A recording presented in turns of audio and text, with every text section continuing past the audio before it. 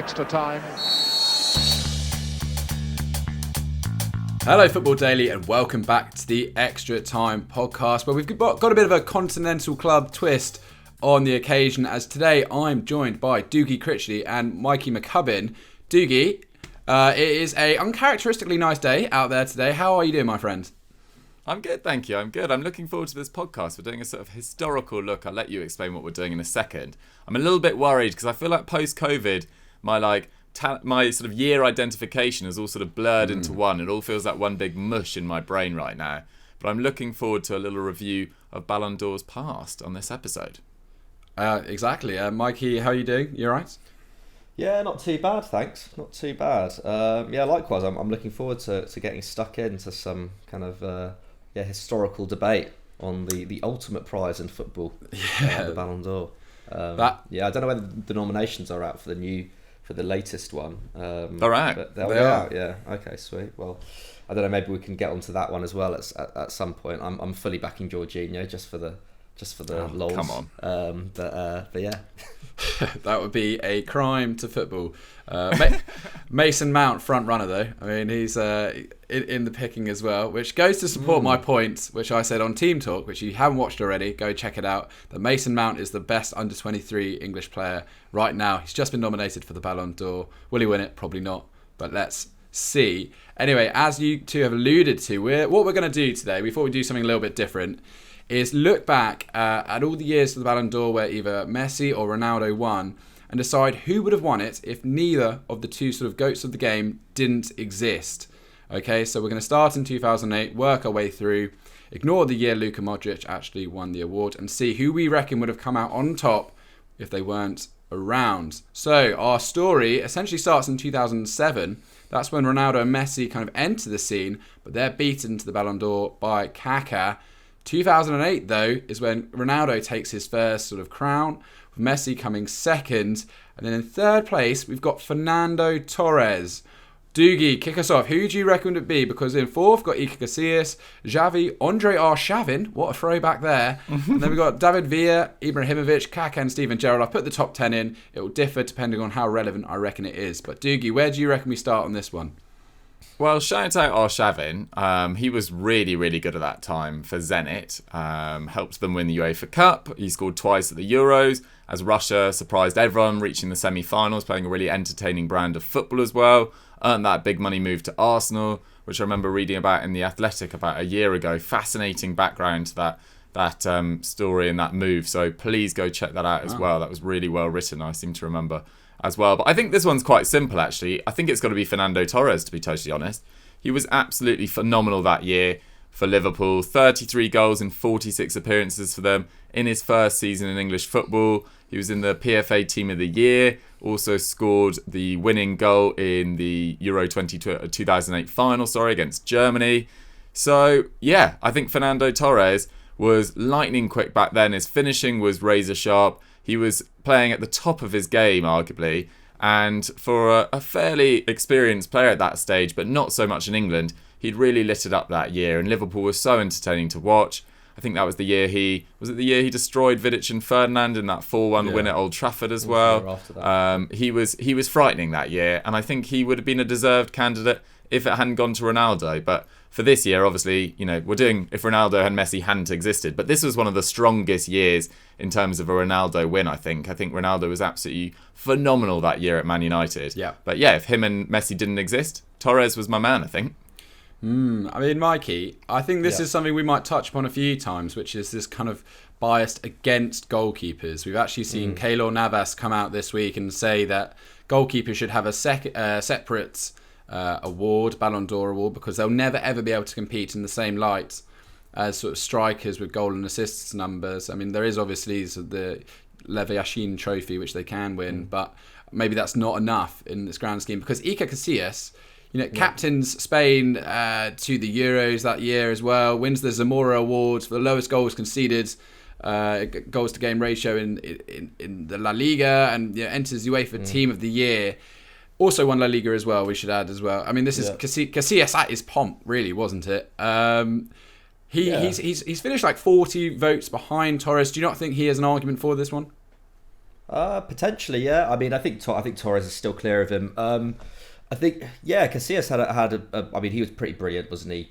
Like every year for Real. I think I can't even think of how many Zamora trophies he would have won in his career. But what I was actually more surprised about is in that top 10, you've got, okay, Torres very deserving there, but you don't have any Chelsea players in there, despite them reaching the Champions League final and coming second in the league. And yet you've got Steven Gerrard in there, who was at a great point in his career. But I don't know in terms of success how brilliant he was that year. Liverpool didn't really get near the Premier League that season. They went out in the Champions League semi-finals, I think. So you don't have anyone from Chelsea there. And aside from Ronaldo, you don't have anyone from Man United there, despite them winning the Premier League and the Champions League.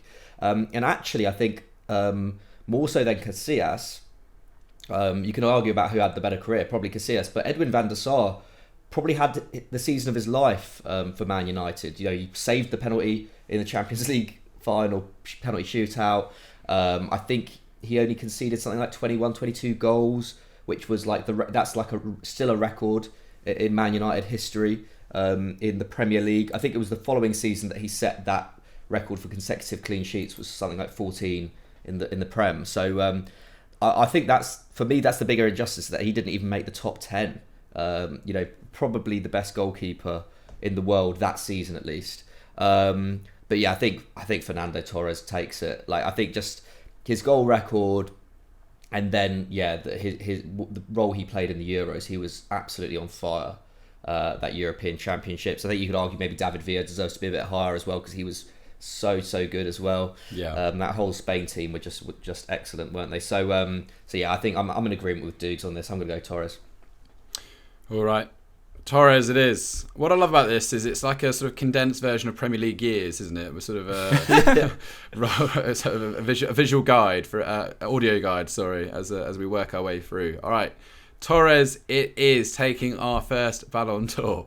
Let's move on to 2009 then. Messi sort of flips the script on Ronaldo in this case. But really, this is where kind of the Xavi and Iniesta show takes hold once more. We're talking about Barcelona under Guardiola in this period. It's almost too close to call sometimes between Xavi and Iniesta. In this occasion, they put Xavi third and Eto'o, I think that needs to be mentioned, fifth. Let's bear in mind that Eto'o scores 30 in 36 La Liga games this season, 36 in all competitions. It's not even enough to be in UEFA's Team of the Year or African Player of the Year. I'd love to know who took it in his place. And he sold to Inter Milan the next year. Anyway, also scores in that Champions League final where they beat Manchester United at the Stadio Olimpico. Dougie, I will have this debate a few times, but in this year, was Xavi above Iniesta? Yeah, I think quickly before I get onto that, I think Eto's definitely worth a shout. And in 2006 as well, I think he was pretty unlucky not to be closer to Cannavaro, who eventually won it. Although nice to see a defender win it. Yeah. Win it that year, of course, and who obviously performed so well at that World Cup as well. So maybe 2006 was less controversial. But I think there is an argument that some African players particularly have been overlooked, particularly in this era. Like Drogba never got particularly close. Eto'o didn't get particularly close as well. Mane in 2019 has a pretty good case, as we'll get on to in due course. If Messi didn't exist, that is at least. But yeah, in terms of Xavi versus Iniesta for this year, it's difficult to remember too many specifics, but I think Xavi definitely deserves a Ballon d'Or at various points throughout his career. Between 2008 and 2012, he was probably at the top of his game, really. So I could pick kind of any of those years if Messi and Ronaldo didn't exist. But yeah, he scored 10 goals in 54 appearances that year, which is really, really high for Xavi, to be honest. Won La Liga and the Champions League.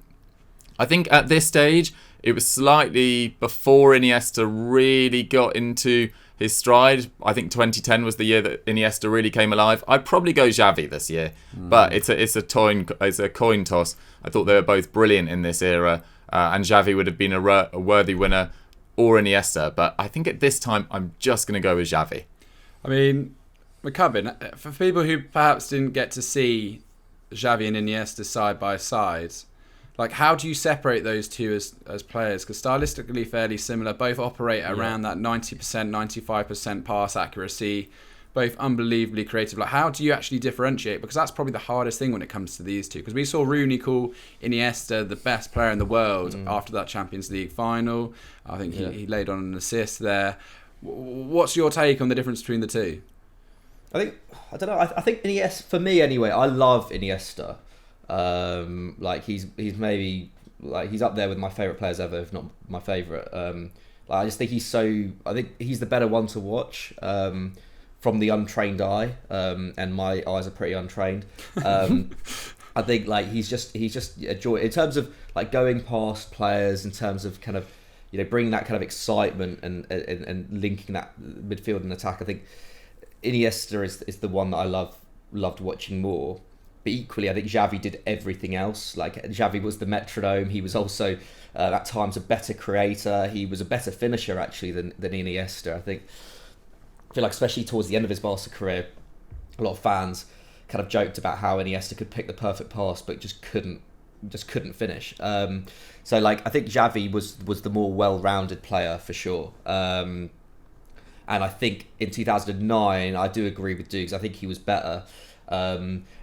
Maybe not necessarily that season, but I think Xavi had been like a world-class midfielder for about 2 or 3 years before this time already. And it was just Pep Guardiola building a team which was kind of built around him and Messi, really. And in particular around him and the way that he played. So I think in that sense, that kind of Guardiola revolution that we saw in 2008-09, I think Xavi was the kind of epitome of it in many ways. And for that reason, I think I would go with him. But I would go with Iniesta. We'll get onto it, but I would go with Iniesta for 2010 for obvious reasons. But yeah, I'll go with Xavi again. All right. Sorry not to give you more debate here, boys. But No. I really feel like Eto'o got really hard done by in this situation. It's not even to receive less than half the votes for Xavi in this vote. I mean, I know also scored in the Champions League final as well, didn't he? And to get sold afterwards. Yeah. That was the biggest. I was actually in Spain when Eto'o got sold and Ibra came in, and it was like looking at like the Mundo Deportivo like front pages about how they were bigging up the move, and just like. I was pretty young at the time, but it just made no sense at all, didn't it? They broke the bank and gave the Eto'o for Ibrahimovic, who was brilliant, but just like wasn't on the level. Well, for me, wasn't on the level of Eto'o at the time. It was criminal, really. Yeah, completely different player, and quite clearly not to the liking of Guardiola. Eto'o's had such a weird end to his career, hasn't he? Sort of for someone that hit the incredible heights he has, to have bounced around sort of these various clubs and Turkey, etc. Makes no sense. Anyway, He's still pretty good at Chelsea in that brief spell. Exactly, very true. He had to against United, didn't he? Good memories all round. Xavi takes it for 2009. Right, 2010. I think this is a great year. This is a great year for football. This is contentious, I reckon. Ooh, obviously. Actually, sorry, I've just had a look at it. I was going to say I'll go with Iniesta, but actually no, it's much more difficult than that. So for context, everyone. Ronaldo doesn't even feature in the top sort of 6 in our rankings here. Messi comes first with 22.65% of the vote.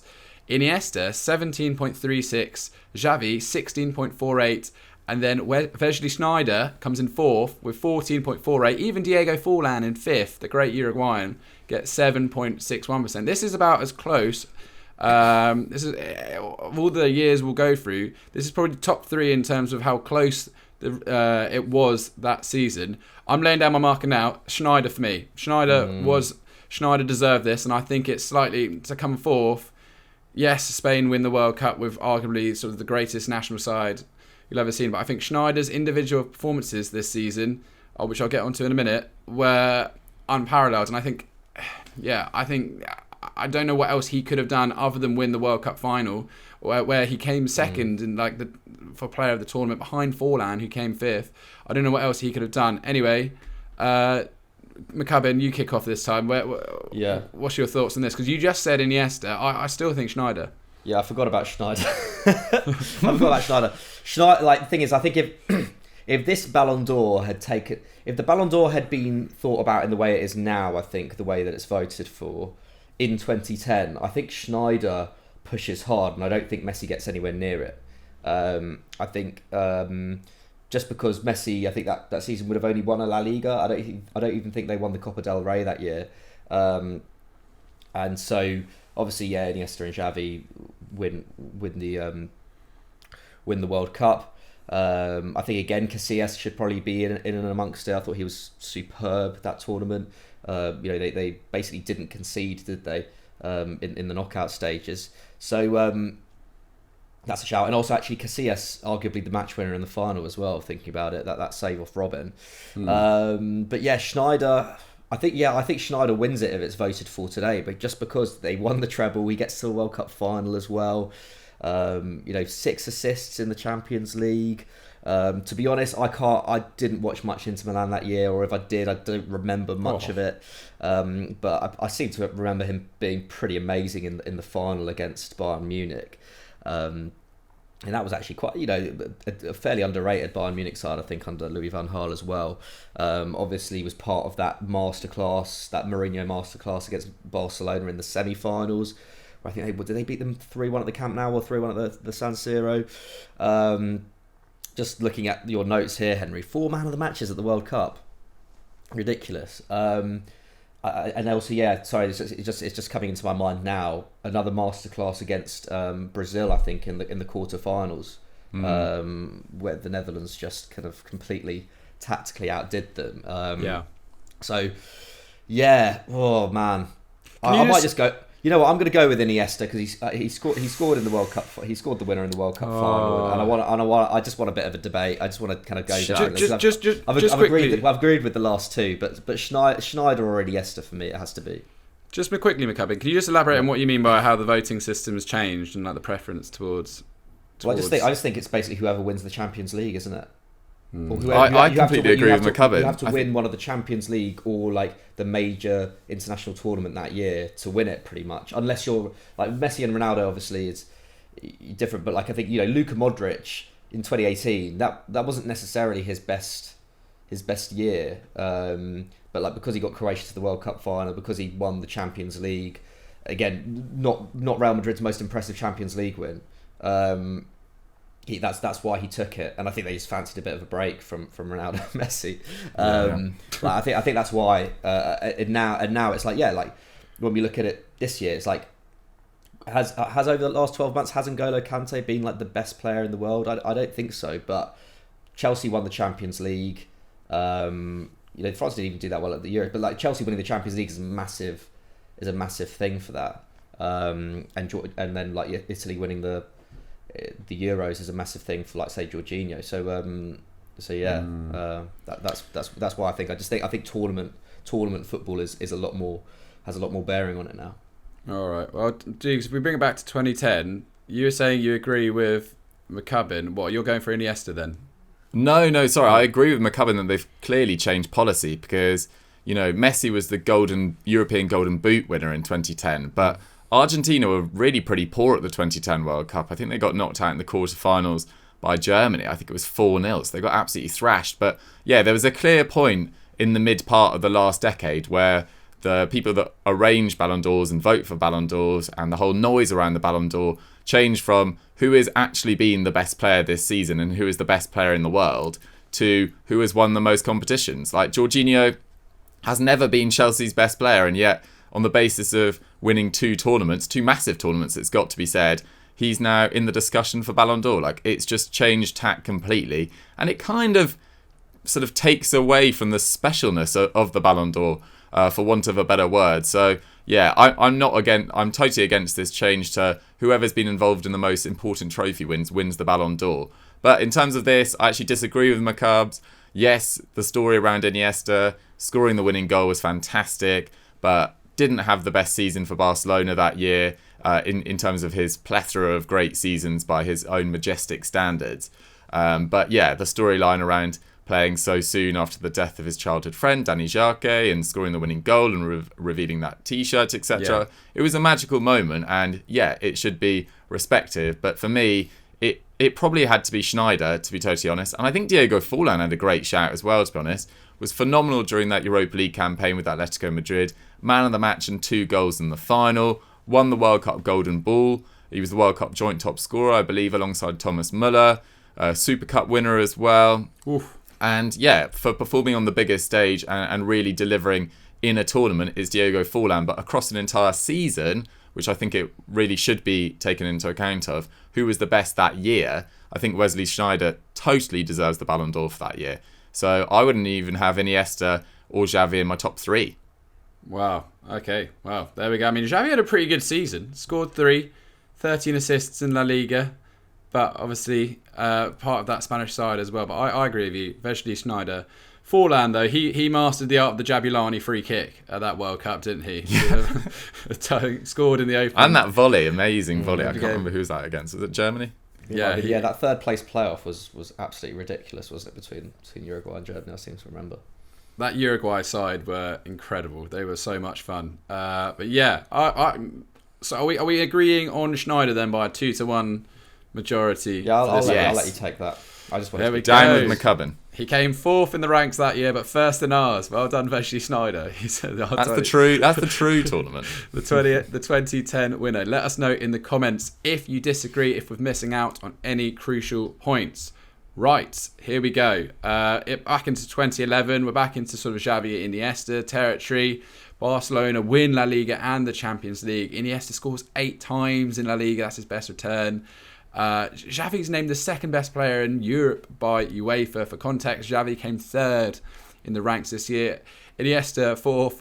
Wayne Rooney came in 5th. I'm quite surprised to see that, actually. I had a look at his goal return. It wasn't particularly prolific. But, United did reach the Champions League final that year. And then Luis Suarez comes in 6th place there. That's his first entry into this list. We'll see his name a little more. Dukes, is this Xavi's year, would you say? Yeah, I'm happy with either of them, to be honest. Xavi or Iniesta. I mean, that team, that performance in that Champions League final against Man United, I thought it was so dominant. It was one of my favourite ever Champions League finals, to be totally honest. Mainly because of the quality of play and also the quality of goals as well. Rooney scored a worldie. No one ever really remembers that. David Villa's goal was brilliant. Messi's opener as well. That it was just such a good game, and it was just so fascinating to see, a United side that had really dominated. Well, over the last 4 or 5 years, they've been very, very good in England. Chelsea got that double win in 2009-10. But they had been, top of their game for so long. And they were ruined by that Barcelona side. The gulf was enormous. And Xavi and Iniesta were absolutely spellbinding throughout that whole tournament. And that was kind of peak Guardiola for me. So, yeah, I'm happy with either of them. I think I've already suggested Xavi for a win. So I'm going to go with Iniesta this year. Yeah, I know. That David Villa goal where he just takes it out of his feet and curls it top corner. So nice. So good. McCubbin, any more debate on this? Because I feel like Xavi got 3% more of the vote than Iniesta this season. Yeah. I mean, Messi absolutely took it, didn't he? 48%. Luis Suarez 6th place on 1.5% is pretty mad. I actually think, Rooney probably should have featured higher in 2010 because that was when he scored 28 goals in the league, wasn't it? Obviously, Man United didn't do it in the Champions League, got knocked out in the quarterfinals. But I guess it's probably leading them to a Premier League title and a Champions League final in 2011 that kind of got him so high. But actually, I think David Villa, where is he in the top 6, man? First season at Barcelona, had been brilliant. I mean, I don't know. David Villa, I think, just a highly underrated career in general. I think he's an all-time great. I would have liked to seen him here, and maybe his. I don't know, maybe his overall impact on the team wasn't as big as Xavi's and Iniesta's continue to be, but I don't have his kind of goal and assist numbers up, but I'm pretty sure he had a very impressive first season at Barcelona. I think it was his only real season at Barca where he was, fully fit the whole time and firing the whole time. So I'm really surprised that he's not in the top 6. But I probably don't have the stats available to me to properly argue whether he would be ahead of Xavi or Iniesta. But I can tell you he scored 18 in La Liga, then 23 in all competitions. Which is obviously a great return, but difficult when you've got Iniesta and Xavi sort of like on the pedestal that they are at this point in their careers. I don't think that's enough to really justify knocking them off. But I completely agree with you. What an underrated player. Only really retired in sort of 2009, 2019, sort of crushing it in Japan. So yeah, but maybe I'm going to go for Xavi on this one, just because I don't think he's going to win awards otherwise. Anymore. In our list. Yes. Do we not go for Xavi in 2009? I'll go Iniesta again, I think. All right. Dougie? Yeah. Did I go? Who did I say? I think I said Iniesta, so I'm going Iniesta. Iniesta it is for 2011, and then 2012. It's roughly the same debate all over again, because Messi once again takes it fairly comfortably, 41%. Ronaldo on around 23.5%. Iniesta gets 10.9%. Then Xavi. We've got Falcao in here, Iker Casillas, and then 7th, Andrea Pirlo. And this, I think, for me, is more of the contentious point, like how Pirlo ends up in 7th place in this list. Obviously, Spain win the Euros, the second tournament running. Pirlo, though, he wins Serie A. Third tournament running. The Euros, though. Wins the Euros. Oh, sorry. Yeah. But yes, you're right. They are. This is the most dominant national side, I think, we'll probably see, certainly in our sort of near lifetime at the moment. But Pirlo wins Serie A with Juve. This is the year where he's sort of been discarded by AC Milan, picked up by Juve. He's voted the best midfielder in Serie A, most assists with 13, helps Italy to the Euros final. He's in the team of the tournament, scores the all-time great penalty against Joe Hart. I mean, is it for him to feature below Falcao, below Iker Casillas? Do you think that's unfair, Dougie? I think this was around the time that the wider sort of European public started really giving the credit that Pirlo had deserved for quite a long time. I think during his time at AC Milan, he'd been, outshone by the likes of Kaká, Inzaghi, Seedorf had probably got more credit than him, Maldini, Nesta. But between 2012 and about 2016, Pirlo was probably the outstanding holding midfielder in Europe by quite a distance, maybe alongside Busquets. So, yeah, I think he definitely deserved to be higher up in a load of Ballon d'Ors, to be totally honest. I think he probably never got the credit he deserved because he didn't really have that sort of blockbuster style of play. It wasn't 30-yarders. It wasn't, those ranging runs we'd seen from Steven Gerrard and Lampard and Kaká over the previous decade. But Pirlo, in terms of, retaining possession, making sure his team played in the right parts of the pitch and keeping pressure on an opponent, was one of the best exponents of midfield play we've ever seen, or at least this century in Europe. So yeah, I think Pirlo was slightly unfortunate this year for sure. Interestingly, he came 5th in 2007 and 9th in 2006. So 5-year wait. What a renaissance he had this season. I feel like he probably deserved a little bit more. But I mean, McCubbin, can you look past Iniesta really for this one? Probably not. Potentially, I don't know. I would have loved to have seen Pirlo win it this year. Like, it was a big year for him. 2006 he won a World Cup. 2007 he won the Champions League. But I don't know. That was a really special year for Juve under Antonio Conte in his first season. He got 13 assists, which is amazing from the base of midfield for a player who was kind of aging. He must have been 32, 33 by that point. Just unreal. I think there were some pretty memorable free kicks in there as well. Obviously, it was amazing at the Euros. And Juve went unbeaten. They won the league unbeaten, having finished 7th or whatever the year before. It was a huge achievement. And I don't know. I'm gonna vote for him on this one. Maybe it's just kind of rose tinted glasses. Love it. But in terms of Iniesta was amazing that year. But Barca went out in the Champions League semis. They lost. They didn't win La Liga. And maybe I'm sounding a bit too kind of trophy oriented here. But I think considering the dominance of Barca over these years and whatnot, I think you have to recognise some other achievements as well, because I think Juve were superb in 2012 and Pirlo was the man. So yeah, I'm backing him. All right, me too. Pirlo it is. Yes. Pirlo for the win. Out of nowhere. What an outsider. Takes the 2012 Ballon d'Or. All right, we have to speed through a few of these, but the next one I love. A real bit of a shift up this one. Really close. 2013, Ronaldo gets it at 28%, Messi on 20 or just under 25%, but Franck Ribery coming in at around 23.4%. this is an incredible sort of season for Ribery. It's the second season straight that he's hit 24 goal involvements. Bayern win the UCL, the Champions League, and the treble, obviously beating Dortmund in that final. People might say, well, where's Arjen Robben? He came in 8th, but he only played 16 times in the Bully. This is when he was either injured or incredible. There was no kind of middle ground, really, was there? I mean, 5 goals and 5 assists and 16 appearances in the Bully that season is pretty stunning from a winger. Zlatan hits 30 and 34 for PSG. Van Persie, this is when he had, I mean, McCubbin, you'll remember it better than me. He hits 26 and 38 for United as they win the Premier League. Probably one of Sir Alex Ferguson's all-time great transfers. But then, I mean, also 9th place for Gareth Bale. Okay, He's got to be higher, man. He has to be higher. He simply has to be higher. He wins the PFA Players Player and the Premier League Player of the Year. He earns his world record move, and he scored 21 times for Spurs. I mean, obviously what Ribery did was incredible, but I'm amazed that Gareth Bale isn't even in the top 5 in this situation. He was, by a country mile, the sort of the best player in the Premier League that season. I mean, do you share my frustrations on this one?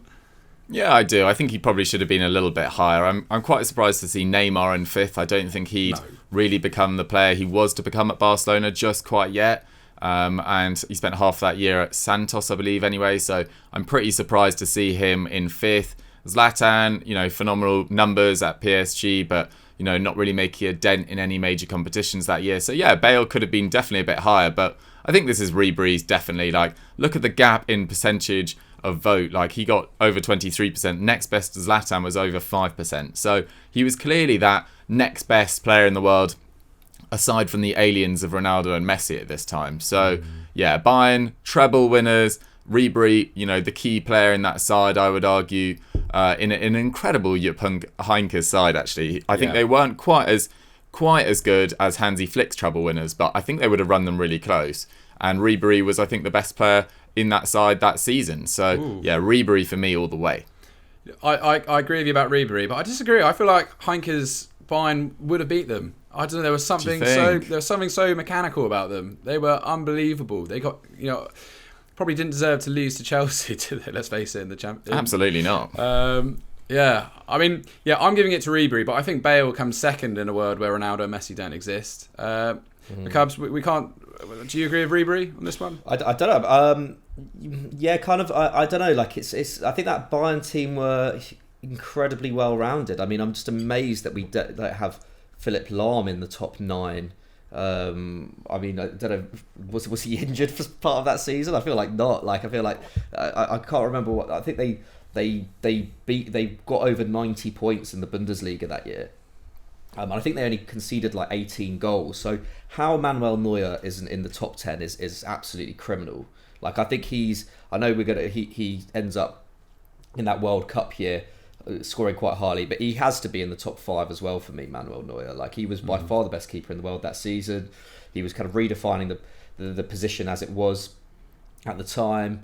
And yeah, basically wasn't, wasn't letting anything in. He kept 2 clean sheets, didn't he, against Barcelona in the Champions League semi-final. So he has to be in there. I don't know how Lahm's not. I think more Bayern players should be in that top 10. Especially like you said, Arjen Robben didn't feature a whole lot that season. I'm amazed that the likes of Lahm and Schweinsteiger aren't featuring in that top 10. Well, but I'll let you guys take it with Ribery. I think he probably was the outstanding kind of attacking player aside from Ronaldo and Messi that year.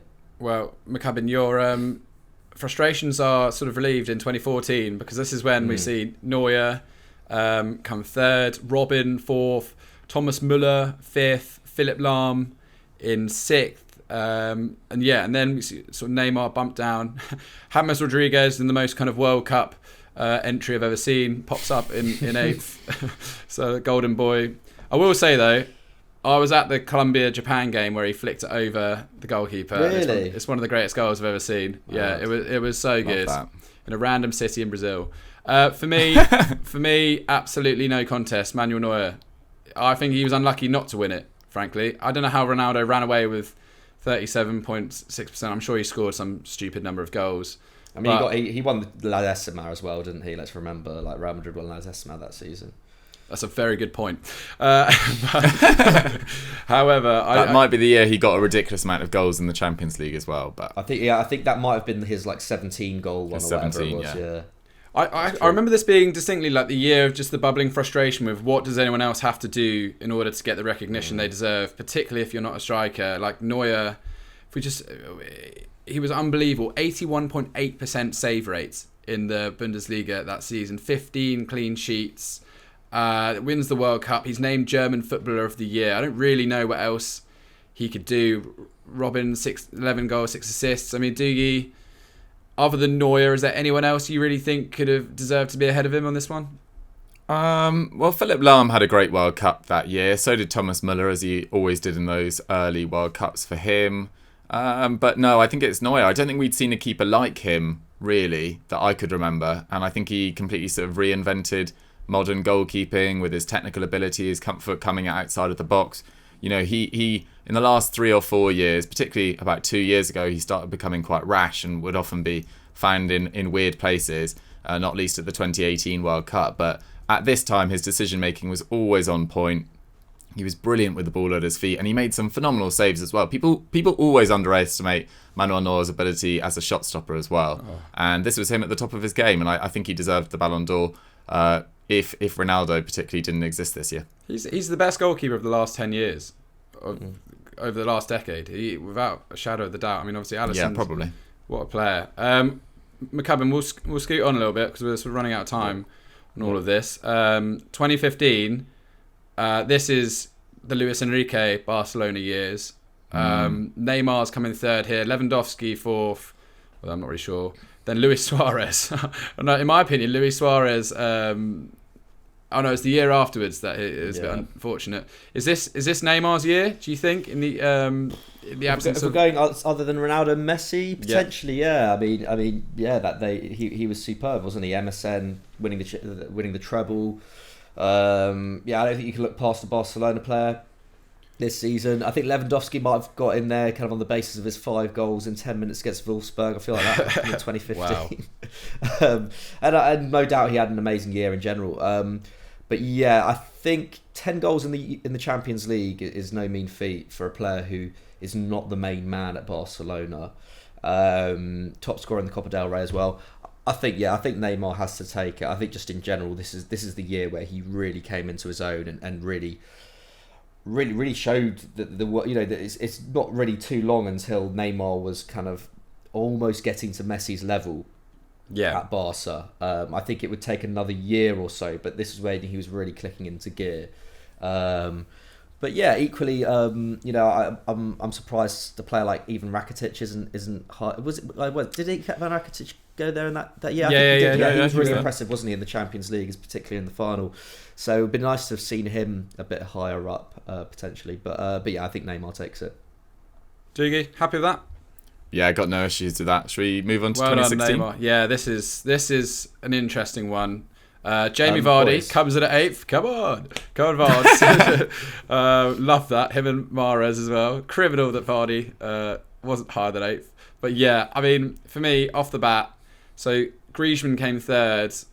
Suarez came 4th. I know Griezmann was incredible, but like, Suarez put in one of the most amazing seasons as a striker. He scored 40 in La Liga to win the Pichichi, which in the era of Messi is semi-impossible.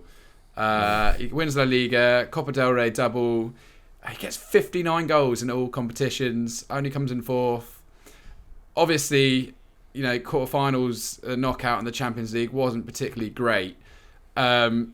But Dougie, is there an argument for Griezmann over Suarez, or am I blinded by goal numbers? No, I think I'm with you on Suarez. I think if 2016 was 2021, imagine that, and that year it happened this year is what I mean. Griezmann would definitely win it because his team reached the Champions League final that year in 2016. He also performed so well at the Euros. He scored 4 in that tournament. He played really well in La Liga as well. He got 22 goals and 5 assists.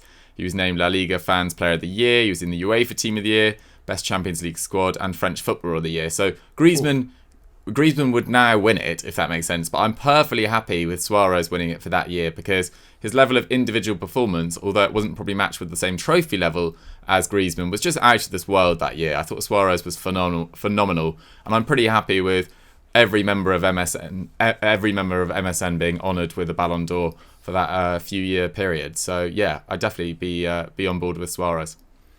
McCubbin, you like trophies? What? I mean, he won the league. You make him sound like a magpie. They still won a league and cup double. It's not like they didn't win anything. He still won more than Griezmann. Yeah, like sheer goal numbers, man. Like he's the only one out of, aside from Ronaldo and Messi to do it, isn't he? To really, to beat them in their era. I think he takes it. I think he takes it by distance. So Suarez takes it for 2016. If we look into 2017, that great Champions League final where Madrid beat Juventus 4-1 in Cardiff. Gareth Bale not even starting in that match. We've got Neymar coming in third here. Ronaldo pretty conclusively took this one, by the way, I should say.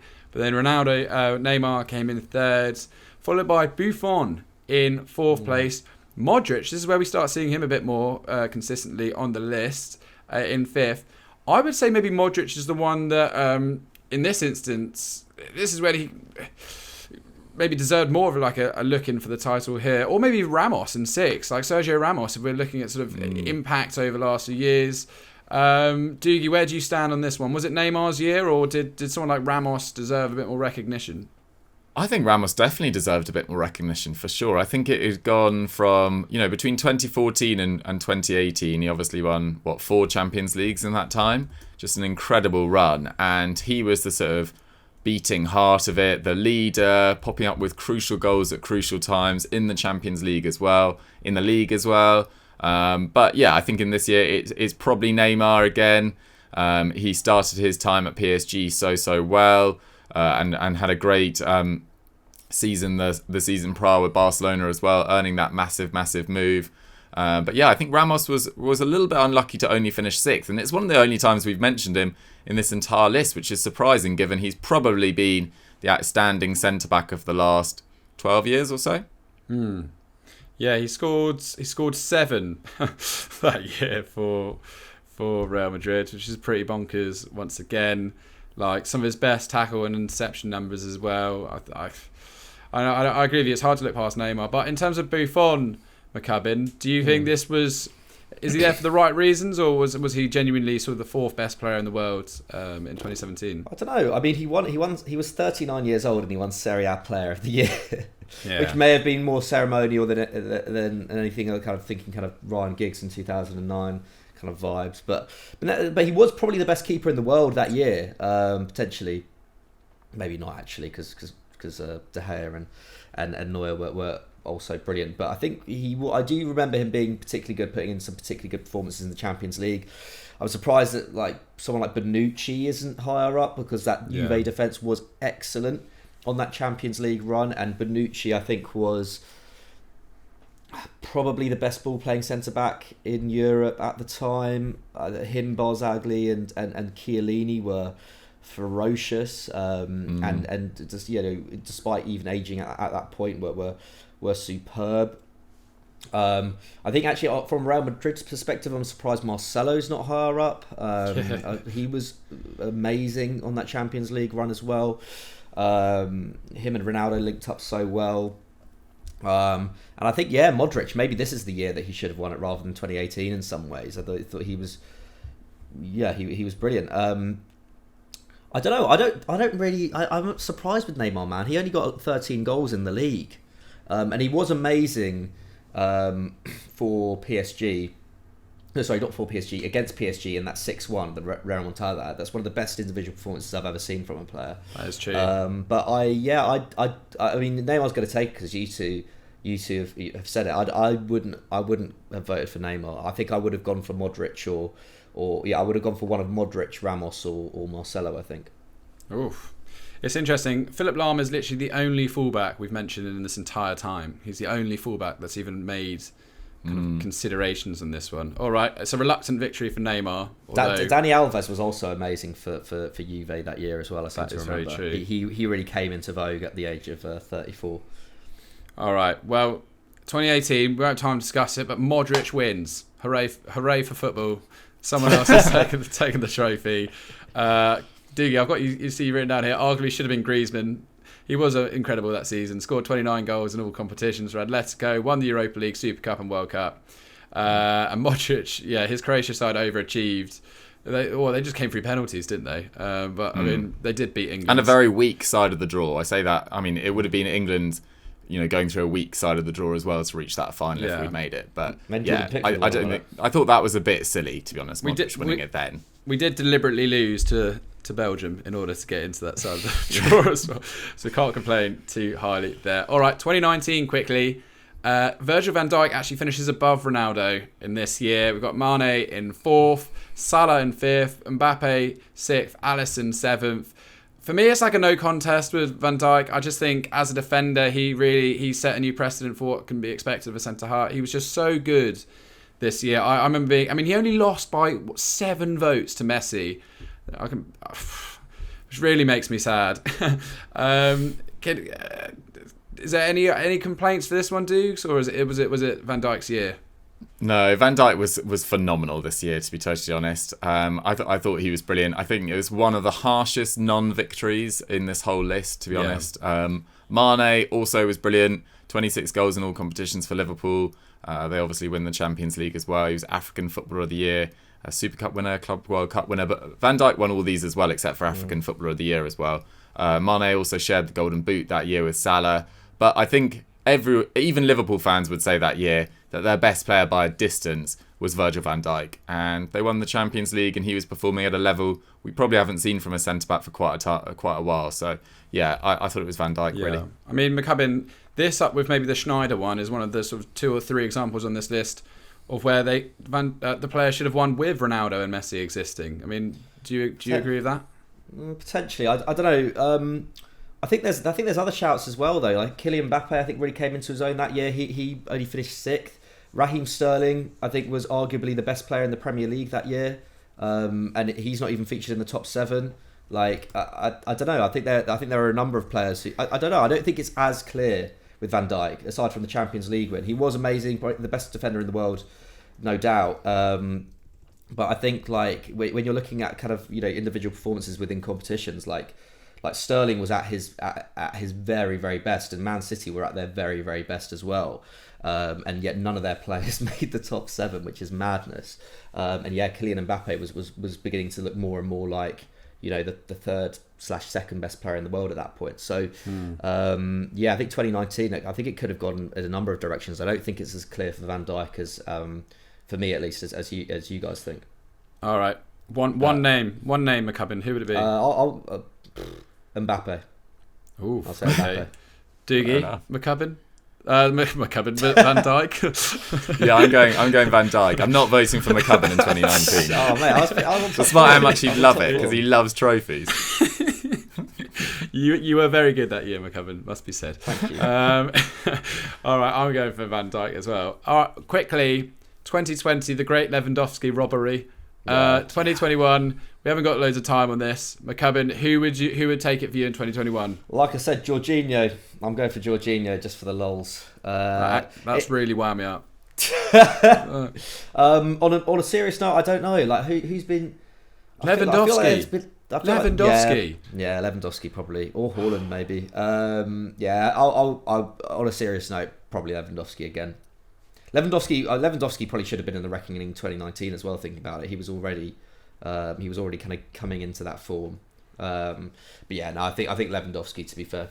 Dukes? Yeah, he's just the best striker in the world, isn't he? Yeah, I think it's the least contentious, to be honest. I think Messi obviously winning that Copa America and playing so well in that tournament, but he started the season really poorly with Barcelona, and he hasn't started the new campaign with PSG particularly well, although I'm not blaming him for that. He's obviously adapting to a new country, coach, players, etc., and maybe not being the complete fulcrum of a side like he was at Barcelona. So I think it's just the safest bet for this year, because he so deserved it in 2020, broke Gerd Muller's scoring record, is just Robert Lewandowski.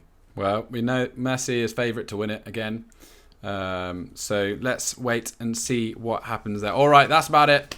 We've rattled through the years. I hope everyone else at home has enjoyed this trip down memory lane.